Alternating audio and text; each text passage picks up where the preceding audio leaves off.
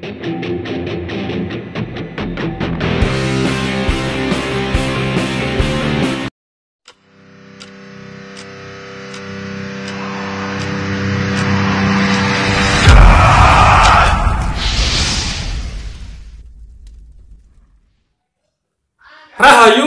Rahayu, Rahayu. Ketemu lagi dengan saya, Teddy Wahyono, di channel tempat mengenal keris dan pusaka Nusantara lainnya dengan akal sehat dan hati terbuka. Nah, untuk kali ini saya akan membahas tentang tangguh atau menangguh sebuah keris. Dan apa hubungannya dengan ricikan pakem sebuah keris. Jadi ricikan pakem dan menangguh sebuah keris itu sangat berhubungan erat. Kenapa saya bahas ini? Karena memang ternyata masih ada yang gagal paham. Entah gagal paham atau sakit hati, saya kurang tahu. Jadi komen yang pertama dari saya menangguh itu asal bacot doang. Terus dibilang, emang saya pernah hidup di era itu, misalnya bisa ditentukan. Katanya itu harus tes karbon. Nah, nanti tak jelaskan tes karbon itu apa. Karena kebetulan saya dulu kuliahnya di kimia, jadi tahu benar tes karbon seperti apa. Dan prinsipnya seperti apa. Sebelum saya bahas, jadi tentang apa itu tangguh atau menangguh, dan hubungannya dengan ricikan pakem sebuah keris. Buat teman-teman yang belum subscribe, silakan subscribe dulu biar tidak ketinggalan informasi dari channel ini. Nah, sebelum saya jelaskan menangguh, saya akan jelaskan tentang tes karbon. Jadi biar teman-teman tahu dan biar nggak salah ngomong, dan biar teman-teman nggak cuma copy paste. Kebetulan dulu di kuliah kimia ada yang tentang waktu paruh itu membahas tes karbon. Jadi itu untuk menentukan usia. Sebenarnya ini sama kalau di ilmu keris menangguh. Tes karbon pun memperkirakan ya. Jadi yang bisa sampai ribuan tahun. Tes karbon. Tapi ada satu hal yang perlu dicatat ya. Jadi tes karbon itu yang digunakan. Jadi yang diukur itu adalah karbon yang isotop 14 atau C14. Jadi karbon itu yang stabil ada C12 sama C13, karbon 12, karbon 13. Nah, yang radioaktif karbon 14.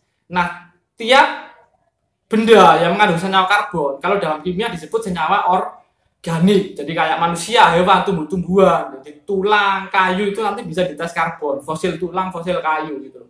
Yang organik itu yang bisa dites karbon. Jadi setelah itu mati, tumbuhan mati atau hewan mati itu jadi karbon yang 14 atau yang bersifat radioaktif itu akan meluruh, berkurang.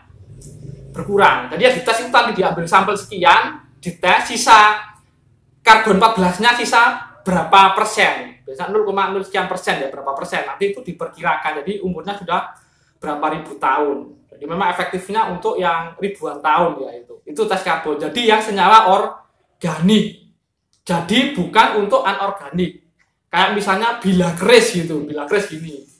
Keris itu logam ya, logam, besi dan logam lain. Itu senyawa anorganik, nggak bisa dites karbon. Yang bisa dites handle-nya, warongkonya. Jadi misalnya temuan masih ada handle-nya, ada warongkonya. Yang dites karbon itu adalah yang handle-nya yang dari kayu, warongkonya dari kayu gitu. Kalau dari tulang ya tulangnya itu. Kalau bila besinya tidak. Nah, itu yang pertama. Makanya kalau ngomong tes karbon, keris kok dites karbon. Kalau ngomong dengan orang kimia diketawain, pasti diketawain gitu loh. Nah, jadi itu ya tentang tes karbon ya. Jadi itu cuma bisa dilakukan untuk senyawa organik gitu loh. Sedang besi dan logam lain itu senyawa anorganik gitu loh. Dan tes karbon itu memang untuk jadi menentukan umur artefak-artefak yang kuno ribuan tahun, berupa kayu, tulang, fosil itu dites karbon kayak gitu. Nah, kalau logam lain lagi gitu. Kalau logam lebih cenderung, campur perkakas yang lain lebih cenderung ke lapisan tanah. Topografi kalau nggak salah namanya. Jadi kalau terpendam di lapisan atas itu lebih muda, lebih dalam itu lebih tua usianya.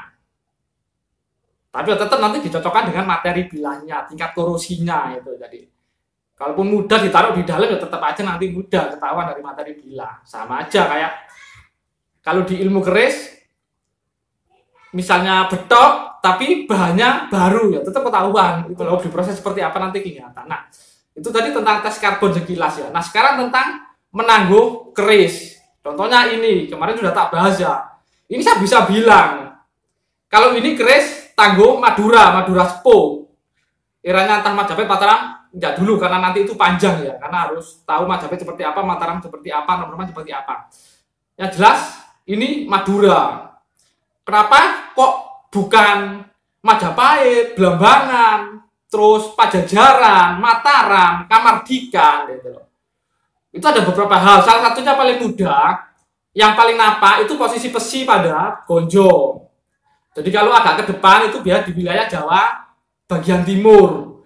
Kalau agak ke tengah itu Jawa bagian barat. Jadi dengan posisi ini kita sudah tahu ini bukan Pajajaran, bukan Segala, bukan Cirebon. Jadi masih ada, jadi mengerucut kemungkinan daerah di Jawa Timur nanti itu ada Singosari, ada Blambangan, ada Mojopahit, ada Mataram, ada Nom-Noman, seperti itu. Bahkan Kamardikan gitu loh.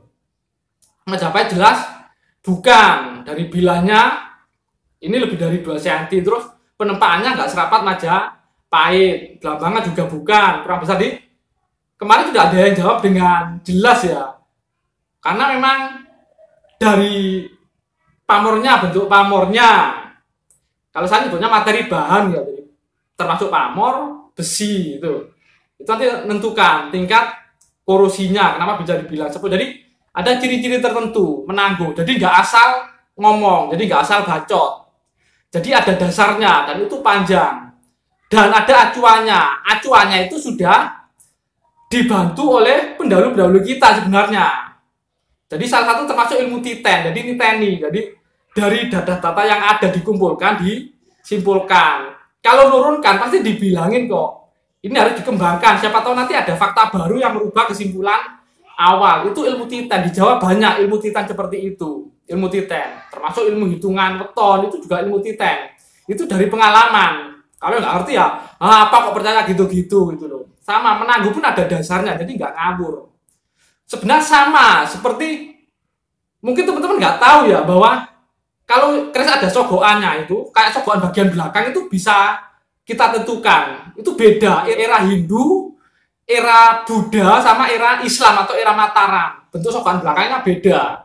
Kapan-kapan tak jelasin. Jadi mengerucut ya. Jadi ada dasarnya dan itu berdasarkan ciri-ciri yang sudah ada. Jadi fakta atau data di lapangan dikumpulkan. Jadi nggak asal.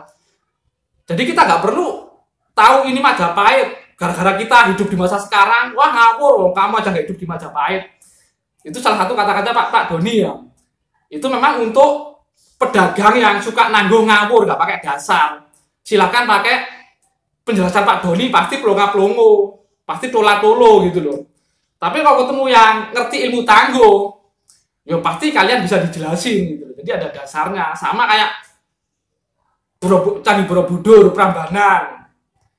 Kenapa kok Borobudur yakin, oh ini misalnya nyebutnya Candi Buddha. Kenapa kok nggak disebut Candi Islam, Candi Hindu, Candi Kristen, Candi Konghucu atau candi apa? Kenapa kok itu Candi Buddha? Karena ada beberapa ciri tertentu gitu loh.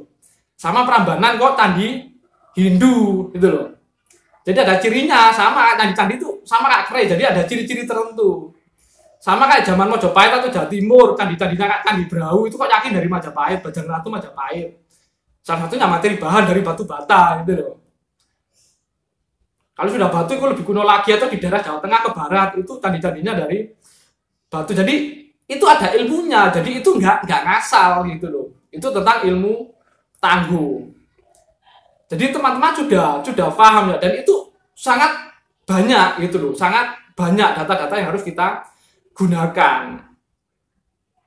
Dan kalau mau lebih bagus, lebih cepat, ya harus sering-sering melihat dan menyentuh langsung bila-bila keris dari berbagai era. Itu namanya ilmu titen. Kita niteni, nginget-nginget gitu loh, sambil belajar kayak gini. Sambil kalau ada fakta baru, oh ini berubah, ternyata nggak gini. Itu ilmu titen, itu di Jawa ada ilmu seperti itu. Dan yo kalau kalian ngomong tes karbon bilah besi, nek ngomong sama orang lain mungkin yo kalian akan biasa mungkin dianggap oh ketoke pinter, tapi nek karo orang kimia yo diguyu rek. Diguyu. Aku kan kemarin mau jelaskan nek malas nulis kedawan nek tak jelaskan tentang prinsip tes karbon itu. Mending tak omongkan di sini. Jadi teman-teman sudah tahu ya. Nah, seperti itu. Nah, bagaimana sih orang-orang yang gagal paham itu? Nanti tak tunjukkan. Jadi di sini ada screenshotnya, silakan dibaca. Itu ya agak lucu juga. Jadi selain bisa menghibur, tak jamin bisa menambah pengetahuan teman-teman. Jadi ini adalah komen-komen dari orang yang sakit hati kepada saya, nggak tahu sakit hati kenapa. Jadi komennya malah menunjukkan kebodohannya sendiri, kayak gitu. Jadi kita saksikan sama-sama bonus berikut. Komen-komennya di postingan saya yang ini, tapi ada beberapa komen yang dihapus. Tapi saya jamin itu bukan saya yang menghapus. Nah, ini dia komen tentang keris harganya 700.000. Mungkin dia belum tahu kalau ada yang puluhan juta sampai ratusan juta. Nah, itu juga komen, pamer-pamer keris. Sudah pernah baca orang berapa kali, Mas? Loh, memangnya kalau saya pamer keris harus baca orang dulu.